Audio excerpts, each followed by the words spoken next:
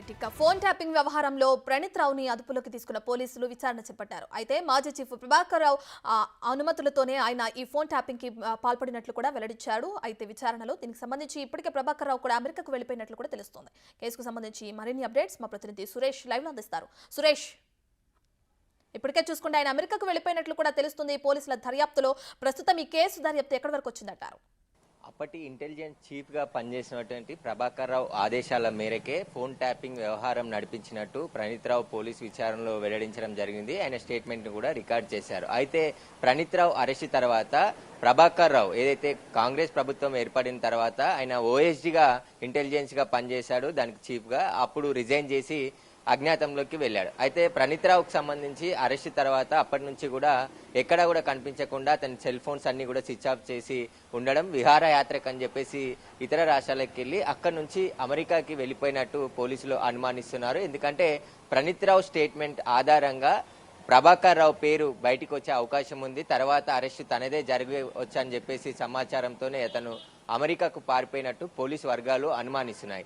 అప్పుడు ఏదైతే ఎలక్షన్లకి నోటిఫికేషన్ విడుదల ముందు కావచ్చు, అదేవిధంగా 2 సంవత్సరాల నుంచి కూడా కేసీఆర్ ప్రభుత్వానికి వ్యతిరేకంగా తెలంగాణలో ఓటర్ నాడి ఉందని చెప్పేసి సర్వేలు ఎప్పుడైతే వెలువడ్డాయో అప్పటి నుంచి ఒక పథకం ప్రకారం ప్రతిపక్ష నాయకులకు సంబంధించి కదలికలు, వాళ్ళు ఎవరెవరిని కలుస్తున్నారు, ఎక్కడెక్కడికి వెళ్తున్నారు అనే దానిపైనే ప్రణీత్ రావు బృందాన్ని ఏర్పాటు చేసి అప్పటి వరకు ఉన్న మందితో పాటు కాకుండా మరికొంతమందిని ప్రణీత్ రావుకు యాడ్ చేసి స్పెషల్ టీం ఏర్పాటు చేసి ప్రభాకర్ రావు ఆధ్వర్యంలోనే ఫోన్ ట్యాపింగ్ వ్యవహారం అంతా కూడా నడిపించినట్టు తెలుస్తుంది.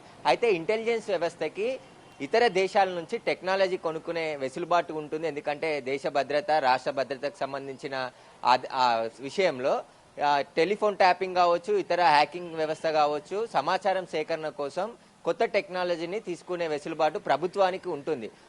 అదే అదునుగా భావించిన ప్రభాకర్ రావు ఇటు రష్యా, ఇజ్రాయెల్కి వెళ్లి కొత్త టెక్నాలజీని కొనుగోలు చేసి తెలంగాణకు తీసుకొచ్చి ఫోన్ ట్యాపింగ్ వ్యవహారం అంతా కూడా నడిపినట్టు ప్రణీత్ రావు వెల్లడించినట్టు తెలుస్తుంది. ఎందుకంటే ఒక ప్రత్యేకమైన ఎక్విప్మెంట్ కోట్ల రూపాయలు పెట్టి కొనుగోలు చేసి తెలంగాణకు తీసుకొచ్చి ఎవరైతే ప్రతిపక్ష నాయకులు ఉన్నారో వారికి సంబంధించిన ముఖ్య నాయకుల కదలికపై ఈ నిఘా టీంతో మొత్తం ఎప్పటికప్పుడు వాళ్ళ ఫోన్లను ట్యాపింగ్ చేసి వారు ఎక్కడికి వెళ్తున్నారు, ఎవరితో మాట్లాడుతున్నారు, ఎవరి షెడ్యూల్ ఏ విధంగా ఉందనేది డైరెక్ట్ అప్పటి సీఎం కేసీఆర్ కి చేరవేసేవాడు ప్రభాకర్ రావు. అందులో భాగంగానే పొలిటికల్లో ఎట్లా ఓడిపోతున్నామనే ముందే సమాచారం కేసీఆర్ కి తెలవడంతో ఈ ఫోన్ ట్యాపింగ్ వ్యవహారానికి తెరలేపినట్టు తెలుస్తుంది. దానికి సంబంధించే ముఖ్యంగా హై టెక్నాలజీ, కొన్ని హ్యాకింగ్ సంబంధించిన సాఫ్ట్వేర్లను తీసుకువచ్చి ఇక్కడ ఎవరైతే ముఖ్యంగా కాంగ్రెస్ కి సంబంధించి అప్పటి PCC chief Revanth Reddy phone tapping చేస్తున్నారని నేరుగా ప్రభాకర్ రావు పేరు ప్రెస్ మీట్ లో పెట్టి మరీ చెప్పడం జరిగింది. ప్రభాకర్ నేతృత్వంలోనే ఫోన్ ట్యాపింగ్ చేస్తుంది. ఎందుకంటే